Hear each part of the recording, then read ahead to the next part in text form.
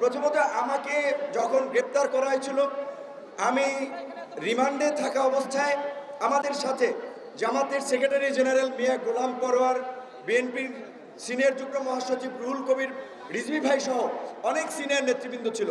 আমরা সবসময় নামাজ আদায় করেছি একত্রে, মোনাজাত করেছি জেলখানাতেও। মোনাজাতে একটা কথা আল্লাহর কাছে পরিষ্কারভাবে বলেছি যে আল্লাহ, আপনি এই জাতির জন্য উত্তম ফয়সালা দিয়ে দেন, এই জাতির যেই পথে মুক্তি পাবে আপনি সেই ব্যবস্থা করে দেন। তো আপনার আমাদের সকলের দোয়া, হয়তো কারো দোয়া আল্লাহ কবুল করেছে, তার ফলে এই ফ্যাসিস্ট শক্তির পতন ঘটানো সম্ভব হয়েছে।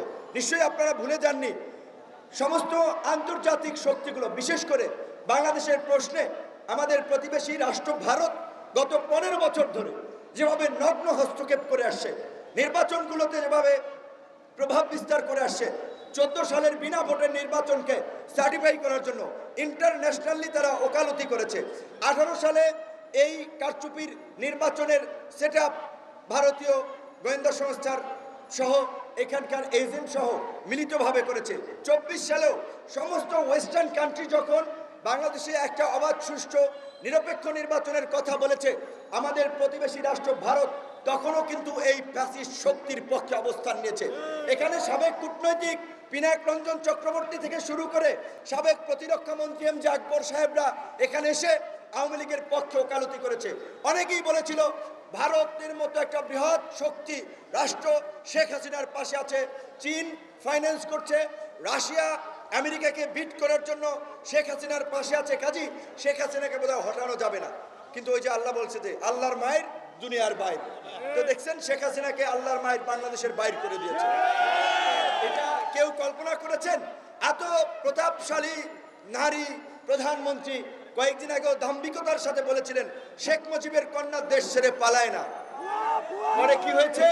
এখন লোকজন স্লোগান দেয় পালাইছে রে পালাইছে, পালাইছে রে পালাইছে, শেখ হাসিনা পালাইছে। কাজে আমরা পরিষ্কার ভাবি আমাদের আজকের এই সম্প্রীতির সমাবেশ থেকে, আজকের এই সমাবেশ আমরা করছি কেন? আমরা দেখছি যে আজকে যেই ছাত্র জনতা যে স্বপ্ন নিয়ে একটা সহনশীল, মানবিক, সমৃদ্ধ, গণতান্ত্রিক বাংলাদেশের স্বপ্ন নিয়ে তারা যে মুক্তির লড়াই সংগ্রাম করেছে, সেই মুক্তির লড়াই সংগ্রামে দুষ্কৃতিকারীরা একটা নৈরাজ্যকর পরিস্থিতি সারা বাংলাদেশে তৈরি করতেছে। আমার এই যে অফিস আলরাজি কমপ্লেক্স দখল করতেও লোকজন এখানে চলে আসছে, তাহলে বিপিনুরের অফিস এইটা এলাকার সবাই জানে আলরাজি কমপ্লেক্সে, সেইখানে যদি দখল করতে চলে আসতে পারে, পাড়া মহল্লায় গ্রামগঞ্জের কি অবস্থা একবার চিন্তা করেন। আমি বলেছি টিভি দখল হয়ে যাচ্ছে, টিভি চ্যানেল, পত্রিকা অফিস দখল হয়ে যাচ্ছে, মালিকানা পরিবর্তন হয়ে যাচ্ছে, ব্যবসায়িক শিল্পগোষ্ঠীর মালিকানা পরিবর্তন হয়ে যাচ্ছে, একটা হরিলুট চলছে, এমনকি ব্যাংক লুটপাটের ঘটনাও ঘটছে। আমি সেদিন ডিবিসি পত্রিকায় দেখেছি কয়েকটি ব্যাংকের ভল্ট থেকে টাকা নিয়ে যাচ্ছে বাংলাদেশ ব্যাংকে। একটা নৈরাজ্য চলছে। কেন? আমরা এই বিপ্লব করেছি এই নৈরাজ্য দেখার জন্য। এই নৈরাজ্য দেখার জন্য আমরা এই বিপ্লব করি নাই।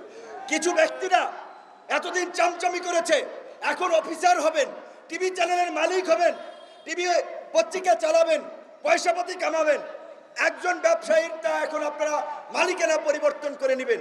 এটিকে হরিলুটের বাংলাদেশ গড়ার জন্য আমরা তো ত্যাগ স্বীকার করেছি, এত রক্ত দিয়েছি। নো, সেটা হবে না, হবে না।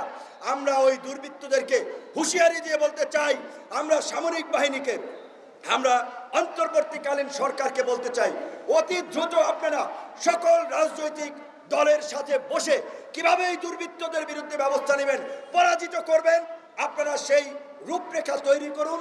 আমরা আপনাদেরকে সব ধরনের সহযোগিতা করব।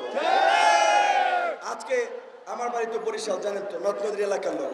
লঞ্চঘাট দখল হয়ে যাচ্ছে, এইবার খাবে এক গ্রুপ, খেয়াঘাট ওইবার খাবে আরেক গ্রুপ।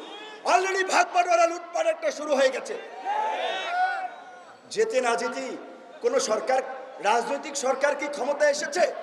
আগে রাজনৈতিক দলের উৎপাত এইভাবে বেড়ে গিয়েছে, নিরীহ মানুষের উপরেও হামলা হচ্ছে, বাড়িঘর দখল হচ্ছে। এই পরিস্থিতি চলতে দেওয়া যায় না।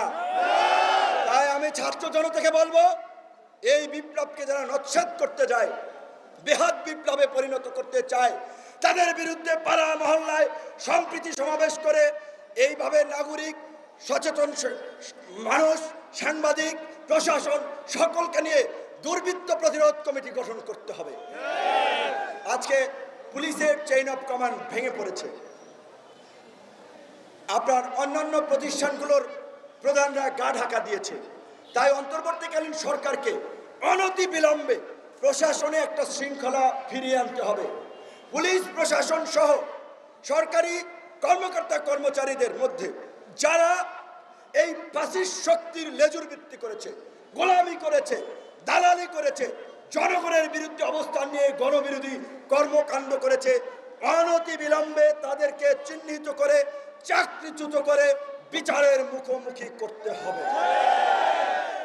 এনএসআই, ডিজিএফআই সহ সকল গোয়েন্দা সংস্থার প্রধানদেরকে বিচারের মুখোমুখি করতে হবে, কারণ তারা এই গণহত্যা এবং এই নৈরাজ্যে এই সরকারের সহযোগী ছিল। র‍্যাব আগেই আন্তর্জাতিকভাবে একটি ডেথ স্কোয়াড বাহিনী হিসেবে পরিচিত হয়েছে। র‍্যাব যখন বিএনপি আমলে গঠিত হয়েছিল তখন আওয়ামী লীগ বলেছিল র‍্যাব তারা ক্ষমতায় গেলে বিলুপ্ত করবে, কিন্তু আওয়ামী লীগ গত এই 15 বছরে র‍্যাবকে একটি খুনি গুম বাহিনীতে পরিণত করেছে, যেই কারণে মার্কিন যুক্তরাষ্ট্র র‍্যাবকে নিষেধাজ্ঞা দিয়েছে। কাজেই আওয়ামী লীগ বিএনপি করে নাই, অন্তর্বর্তীকালীন সরকারকে করতে হবে। র‍্যাবকে বিলুপ্ত করতে হবে। র‍্যাবের মতো এই রকমের যে কোনো গণবিরোধী বাহিনী, গুম বাহিনী, আয়নাঘর যেন তৈরি না হয় সেই পদক্ষেপ নিতে হবে। এবং আমি আশাবাদী স্বরাষ্ট্র আপনার মন্ত্রণালয়ের যিনি দায়িত্বে পেয়েছেন উপদেষ্টা ব্রিগেডিয়ার জেনারেল সাহদ সাহেব, তিনি সেটা করতে পারবেন।